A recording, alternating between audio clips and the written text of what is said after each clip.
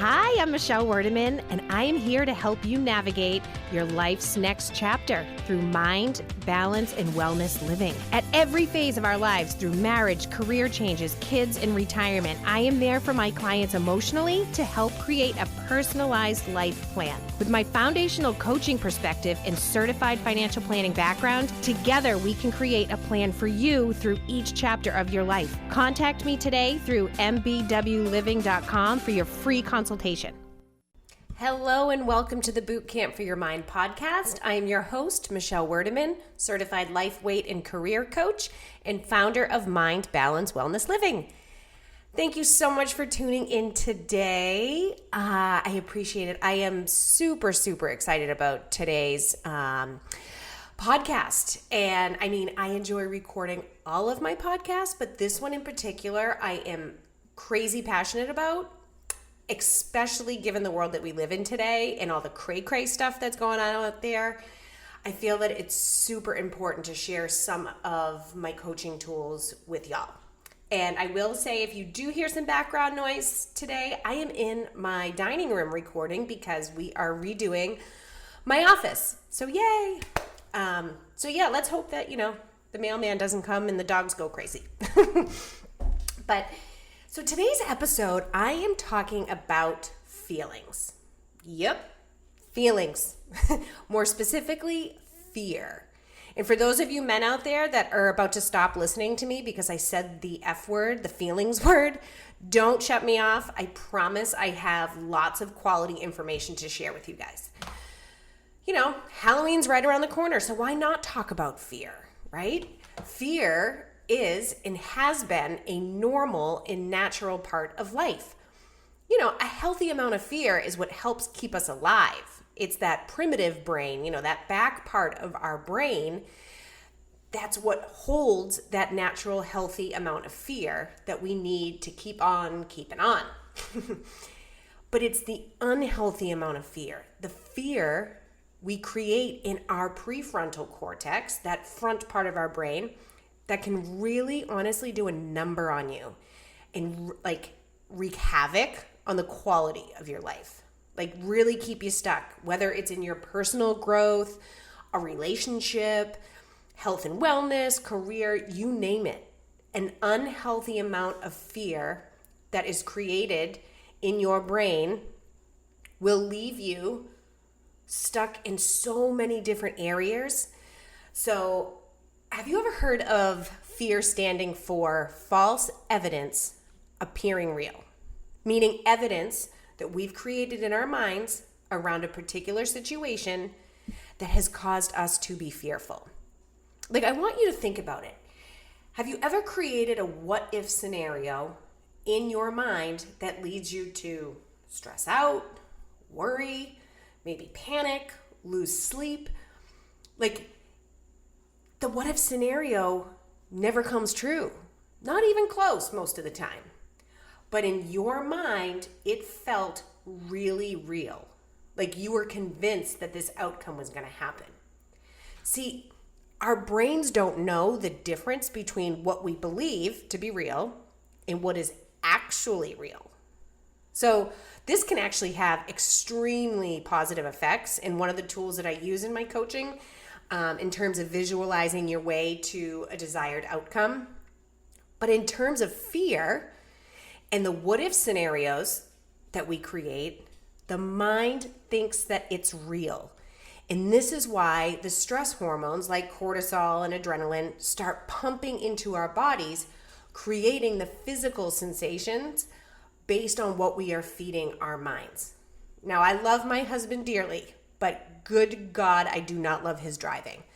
We have a place down in the Outer Banks, which typically takes us about, 12 to 13 hours to get to. And I have to actively practice to not make up stories in my head about us crashing because he drives too fast, because he drives too close to people. But I have to just stop myself when I go down that rabbit hole, because otherwise I am in full on fight or flight mode the entire drive. And that is not good for anybody. This is also another reason why he likes to drive in the middle of the night, because I am sleeping. But I want to share with you a recent example with one of my clients. And so a client of mine was looking for a raise and wanted to be promoted within her company. So for years, she had felt she was underpaid, she was overworked, and didn't actually really enjoy the particular work she was doing within her company. So she came to me looking for help in gaining the confidence to ask for what she wanted, which was more money, a different position that would give her, more flexibility. She wanted more work-life balance. She was not getting it, and she was pretty much miserable. So when she came to me, she was convinced that if she approached her boss and asked for the changes she was looking for, he would hands down say no, basically laugh, and she thought she would probably get fired for asking. Like, this is what was going on in her mind. And it was going on for quite a long time. Like, she really believed this story to be true because she practiced the scenario in her head so many times for so long. Like, her brain started looking for the evidence or reasons as to why this story was true. Because where our focus goes, energy flows, right? So telling herself these stories, having the false evidence appearing to be real, kept her stuck. And it affected her entire life. It was affecting her whole life. She couldn't stand her boss. She resented the work she was doing. She didn't have the flexibility to be able to spend more time with her family and friends. Wasn't making the amount of money that she wanted to. So she wasn't living the life that she wanted to. And in her eyes, and as I quote, life kind of sucks right now. But it was great because during our coaching sessions, I helped this client realize all the stories she was telling herself. Like, we broke things down between fact and fiction. By the way, we all have lots of fiction going on in our brains. Like, legit. Like, we have, 70,000 thoughts a day? Lots of those are just stories and fiction going on up there. But being aware of that is key. So anyway, we uncovered where the stories came from, why they were happening, and how to create a much prettier story where things worked out exactly as she wanted them to. And this is actually where a lot of that visualization comes in, where you can practice living as if what it is that you're ultimately going for or desire, you start to practice living as if it's already happened. So based on these new stories, my client started showing up differently in all of the different areas in her life. Remember, it's our stories or our thoughts that lead to our emotions, which lead to actions, or in her case, lack thereof when she came to me, which ultimately give us the results that we're getting, right? You can probably guess where I'm going with all of this, but by creating these new stories, my client gained the confidence to talk with her boss about her work situation, and guess what? Yeah, she moved apartments, got a raise, and got to work from home more often, so she had more time to spend on the things in her life that mattered to her the most. And I have to laugh too, because she's like, my boss is actually a nice guy, but in her mind for so long, he wasn't. Like, he was like this villain, But, and it doesn't always work out necessarily that way, but I want to point out, when she first came to me, we had to uncover the fear that she was having. So one of the fears, which is where one of the stories started that she was telling herself, was because she realized she was afraid of being rejected and being told no, which would make her feel bad or not worthy. Like, who wants to feel those? Anger is easier to feel than hurt or rejected. So this is where the anger started. And this is what started her going down the bunny hole. So, but let's say, for example, she did ask and her boss denied her, and she did feel hurt or rejected. So what? Those are just emotions, right? And I know it's easier said than done, believe me. But they're just emotions. And our emotions come from the thoughts that we tell ourselves. And emotions also don't last forever. Not the happy ones and the not so happy ones. So in reality, she was afraid to feel a negative emotion. And I'm not picking on her. We all do this, okay? Like, more often than not, we are actually just afraid to feel. Like, I'll use the example of somebody that doesn't like to speak in public, or they're afraid to speak in public. It's usually the fear coming from thoughts of, well, what if I forget what I'm going to say? Like, what if people laugh at me? You know, what if I start sweating? Whatever that is. So what if that stuff happens? You're basically just afraid to feel how you'll feel if something happens.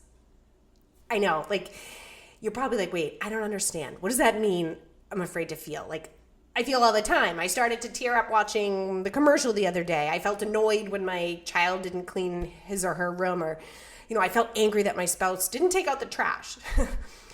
And while life is full of all these different emotions, these emotions are easier to feel. So think about this: joy, happiness, excitement. Those are easy to experience when we're in them. Peace, calm, gratitude, easy to experience when we're in them. Anger is actually easier to experience. What's not easy to experience? Hurt, sadness, nervousness, anxiety, scared, guilt. Like, these emotions are not easy to sit with. Feeling angry, again, is easier to feel than feeling hurt, sad, or betrayed. Like, I think about how I react sometimes to, something one of my kids may be doing that has me so scared for their personal well-being that I think they may harm themselves. My natural reaction is to get angry and yell. And I also think back to, and I've talked a lot about my anxiety history in these podcasts, but people used to ask me, what are you anxious about? Because I am not a worrier. I don't worry. I try to not sweat the small stuff. But I couldn't tell people because it sounded silly. I was anxious about feeling anxious. Like, after I experienced my first panic attack, I lived in a place of complete fear of feeling that feeling again. And what happened? I created so much more anxiety and panic, and it was all unnecessary. And I look back on that now. I wish I could go back to, my 25-year-old self, and tell myself, it's okay. It's a feeling. It's going to pass. And yes, as bad as some of these feelings feel, they do not last, right? And it's just, when you can think about being okay with not feeling okay and know that it's just a feeling, it will pass, it's normal, it's just part of life, you start to begin to not fear feelings. And when you can do that, literally the sky is the limit. Remember, our brains are designed to keep us safe, right? Like that back part of our brain I mentioned earlier, where the healthy, normal fear lives. That's designed to keep us alive. And by doing that, what we do is we try to avoid pain. We seek pleasure in the most efficient way possible. So as easy and as fast as we can dismiss any negative emotion, our brain is going to look to do that. And this is why oftentimes people will turn to food, they'll turn to alcohol, they'll turn to drugs, shopping, scrolling through Facebook, something that will give a quick hit of dopamine. And we're rewarding our brain. We think, that primitive part of our brain thinks we're actually in danger because of the uncomfortable emotions. So we look to kind of get a quick fix. And then 9 out of 10 times, we actually wind up feeling worse, right? So I encourage you, as you go about your day, try and uncover some stories that you may be telling yourself that are not serving you. And if you're feeling stuck in any area of your life, please reach out to me. I would love to connect to see how I can help. It's funny, I heard this saying once years ago, and I'm going to butcher it, but it was kind of like Something about having like internal arguments, like while you're in the shower, like think of all the arguments you won in your head because, you create all those different situations. So, yeah, I'm going to have to go back and look at that because it was actually pretty funny, but because it's so true. But yeah, if you are feeling stuck or, something is you're not getting the result that you want in life, it's because of the stories you're telling yourself. So I am happy to help you uncover those stories and create new ones. You can reach out to me. My website is www.mbwliving.com. If you have not joined my Facebook community, it is Michelle Werdeman, Mind, Balance, Wellness, Living. And cheers and be well, my friends. Have a great day.